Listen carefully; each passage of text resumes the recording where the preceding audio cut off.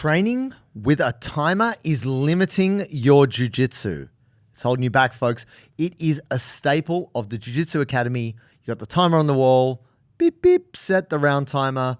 Round goes, okay, guys, new training partner. Actually having the timer is not helping your jiu-jitsu. If anything, it's limiting it. And I want to talk about it because no one's talking about it. So this is actually raised more recently and has been talked about before by John Danaher. Now, there's plenty of stuff that Danaher says I don't agree with. He's a very smart guy. And actually, Craig Jones had talked about how John Danaher will determine when the round ends. There's no timer, and he'll just go, okay, guys, stop. Like, okay, end of round. But you just... Really? You're just working. You're just working. And obviously, he works with some very advanced athletes. Yeah, I did hear him talk about that, actually. And this may not necessarily be practical if you run a gym. You're a coach, you're running a gym, you've only got a certain amount of time where you've got to fit in your class structure. So I understand why the round timer is used from a practical perspective. But more recently, what was brought up by John Danaher was talking about the most recent match between Nicky Rod and Kainan Duarte, and also Luke Griffiths beating Victor Hugo. And this was only as a result. Was that on that same card? Yeah. He beat Victor Hugo. Yeah. Shit, how? But earlier in the match, he had his back. I don't remember if he finished it. Mate, he had the like. There's some wild swings going on at the moment, dude. There? Yeah, and because Victor Hugo came off the back of beating Nicky Rod. That's right. Yeah, and but Olivares beat Luke Griffith in that ADCC. Or sorry, go on. Yeah, so here is the interesting thing about this. Earlier in those matches, both the athletes that won were losing technically. Right. Like Kainan was up, and also Victor Hugo was up. But as the match wore on, the jiu-jitsu prevailed and the tide turned. So those guys who maybe they're better at doing shorter matches, like 10 minutes, 15 minutes, like John's post directly said that 15 to 20-minute matches are better in terms of showing who has the better technique. That's his take. Now, obviously, it was his student and previous student who prevailed, so it's a confirmation bias.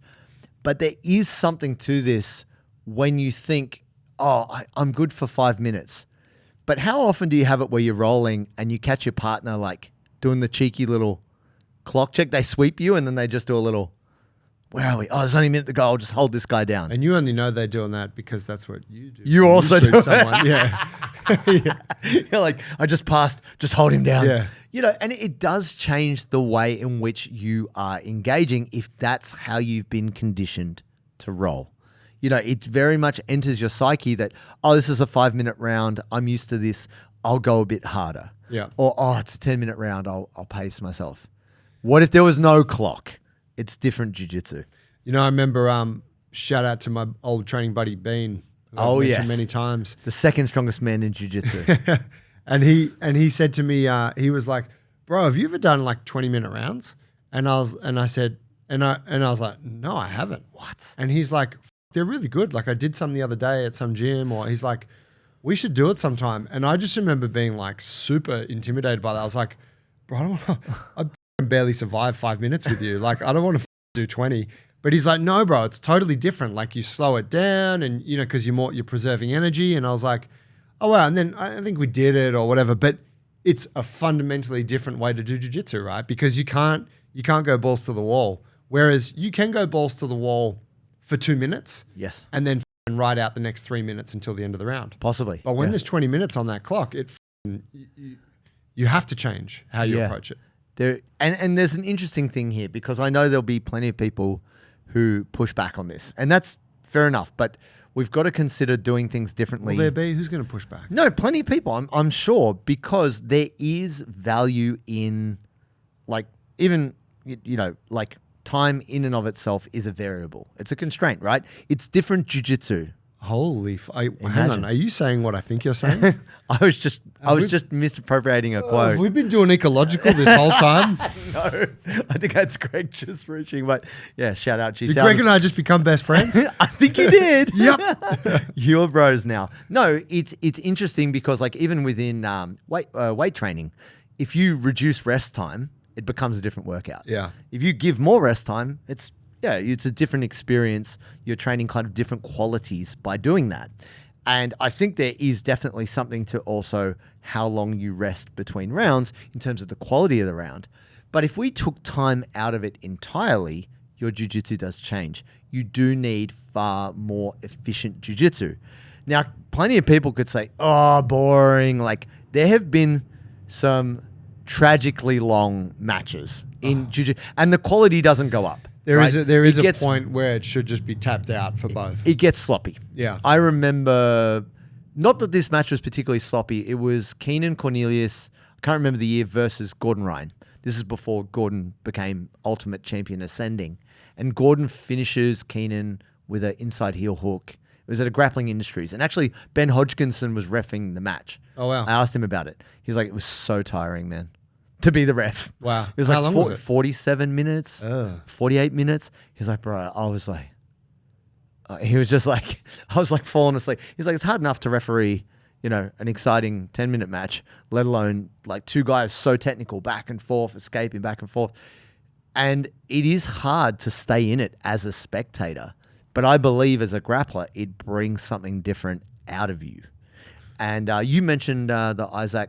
There was Isaac Michelle on that. What was that show? It was like a reality show. For they grapplers. were doing like who's number one, but like who's next? Who's next? That's what it was. Yeah. And it was cool because I think the Tackets were on that. Yeah, it didn't. So Isaac Michelle had some epic match With Kyle Chambers. And it went over 2 hours. And hell. Bro. And they had to move them from the main mat stage while they brought on, I think it was Tackett and Dan Manasoyu or some shit. Oh my God. 2 hours, that's just... Some of the most grueling jiu-jitsu ever. Yeah, I mean, that's just... Yeah. Dude, I saw Joel Costello, one of the first subversions here in Sydney at Sammy's gym. Okay. At the back. They did one of the first subversions there, and Joel Costello was like headline fight. I can't remember who he was going against. And they did 20 minutes or whatever, and there was no points. And so they're like 10-minute overtime. And then they got through that, and they're like, take a rest, and they're like, 10-minute overtime. Oh. And he was like, I thought there was only one overtime round. They're like, no, we just decided we'll just keep doing overtime rounds. So, and at some point, his competitive diet of bongs and energy drinks was not serving him in the best way possible. Fair enough. But it came down to, I can't even remember what it came down to, but it was just, it wasn't good for anyone. Yes. Like you said, the spectators weren't having fun. The jiu-jitsu that was on display was abysmal. Yes. It's just two tired guys, Just flopping on each other. Yeah. And so you're like, all right, they're like, wow, something different does happen when you draw it out. If you draw it out to the absolute end in a competition sense, it's not necessarily a great. Do not miss your opportunity to get your hands on a Bulletproof for BJJ t-shirt, accredited as a fan, listener of the show. You can rep it. All you got to do is go to fanwear.com.au, search for the Bulletproof for BJJ page, and you're going to find these bad boys in a nice mid-weight cotton, which is good for summer, good for winter, looks good all the time, in a variety of different colors. Go to fanwear.com.au now and order yours. But I was going to say, here is something that I have found interesting. I believe maybe it was Dominance in Melbourne. The Dominance HQ gym did a submission-only tournament. And it was probably similar to a Grappling Industries where they were like a novice category and an advanced category. And like, it wasn't based on belts. It was kind of like, how long have you trained? Do you think you can do leg locks? Maybe not. Submission only, the matches actually finished themselves up. They only had a couple of matches that went quite long. Like in the name of people just getting after it and going for the submission, the match was done inside of 5-10 minutes. Right. If that makes sense. So I do believe that when you not only remove time, but you remove the idea of points, that if it's just going for the submission, it doesn't mean the match goes forever. No, that's true. Sub-only kind of does imply... Well, sub-only is like, go hard to get the finish and you'll be rewarded. Yeah. Yeah, like, whereas in a point scenario, maybe we lean into, oh, well, I don't want to make a mistake, so I'll just play it safe. Not to give up the points. Yeah, and then that ends up in a stalematey kind of match. Yeah. And look, many people have critiqued the EBI overtime and like starting in certain positions, but I think the advantage, at least, or the upside on an EBI overtime is there's a decisive outcome in terms of once the match has gone to a certain point, either someone's going to get submitted or someone's going to get out, and this is going to determine the winner. Yeah. And so from an entertainment perspective, there's that. But if we're talking about improving your jiu-jitsu and you've only ever done 5-minute rounds, 10 minutes is going to feel like a world of hurt. Yeah. Like it's very challenging. You probably look at that. You probably look at like advanced class or whatever doing 10 minutes and you're like, oh my God, I could never do that. Right. But then you totally can. By you the can. way. Yeah. You can. And then because you develop a different cadence, you approach your jiu-jitsu differently. And then also, because I had this experience before where I thought the timer was still going. It was the option of like the class had finished, but you can keep rolling if you want. And the last bell I heard was I thought the start of the next round. Right. It wasn't. It was the end. And so me and a good friend, I won't mention his name, but he's a weapon. He's a judo background guy, but just a tough gi motherfucker. And he and I have a bit of a history of going hard. It's probably similar to you and Bean. We've always rolled each other hard. And dude, we were rolling and we were rolling really hard. And then neither of us wanted to give up. But I think we both got to a point in the roll where we're like, the round's got to end soon. But we just kept rolling and we're getting more exhausted, but like neither of us wanted to give up on like, they say ego's bad, but we're like, no, I don't want to give this person the satisfaction of giving up. And I think we both got to a point where we scrambled. He came up, he half took me down, I come up on his leg. And we both just like, we both looked at each other and then we both looked to the clock and the clock was just blank.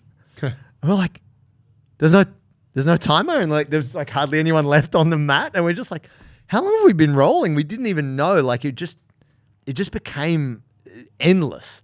And maybe we didn't actually even roll that long. It felt like an hour. It's probably more like 15 minutes. But what was so interesting was because we thought there was a timer, we went probably harder than we could sustain. Right. If we'd both agreed there's no timer and we'll finish this when there's a submission or we'll finish when we'll finish, it would have been different.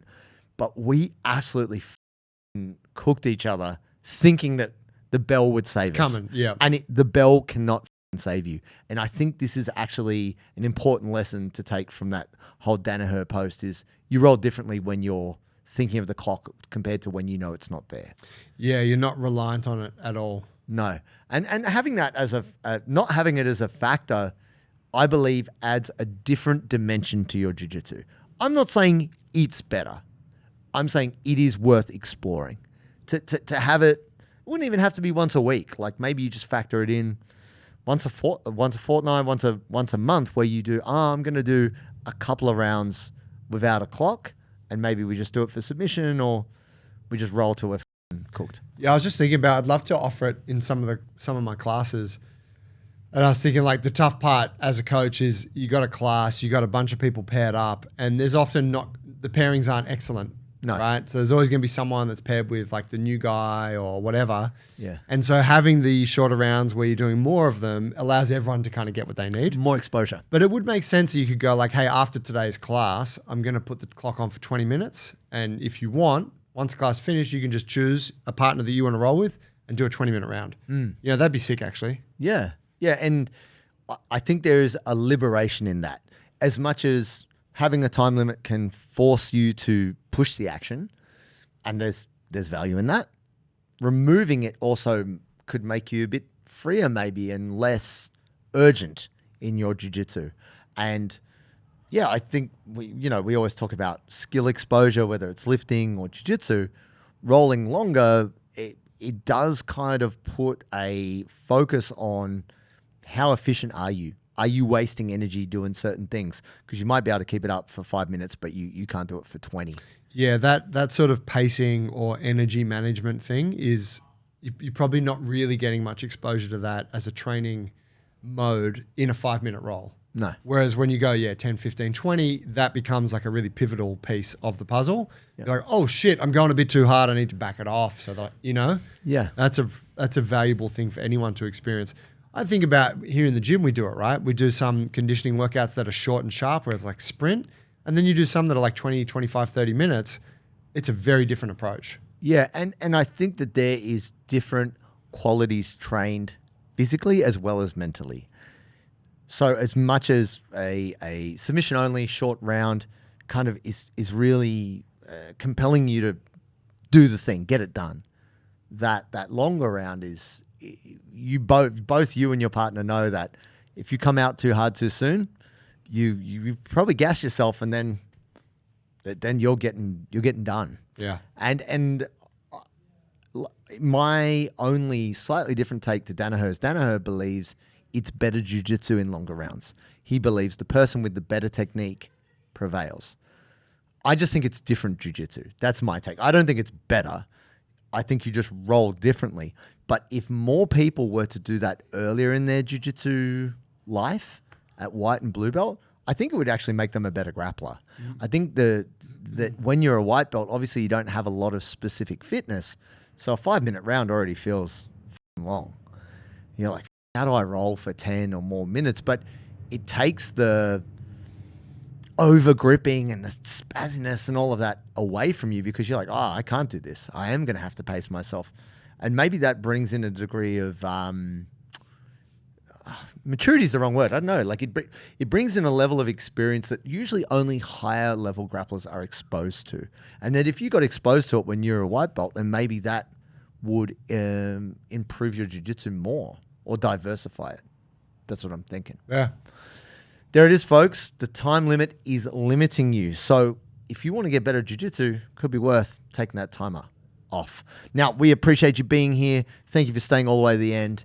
And if you got this far, we give you the love. We appreciate the love to be returned. Give us a like, give us a subscribe. It means a lot to us, and it goes a long way to get more good stuff like this to more good people like you.